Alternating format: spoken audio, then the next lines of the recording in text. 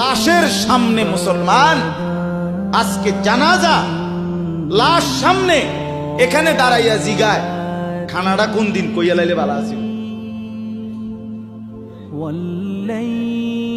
কি আহা মানুষ কার জন্য শিক্ষালেন এই মানুষগুলো? তারা আজকে জিগায় খানাটা কোন দিন। 4 দিন না খানাটা কি সোমবারে করলে ভালো হয় না মঙ্গলবারে করলে ভালো হয়? কত অনবুঝ করে লাইলে ভালো আছিল। লোকজন কি আর আবার পাইবেননি? মানুষ কি আবার কইতো আইবেন? আজকেই কইয়া লাইলে ভালো।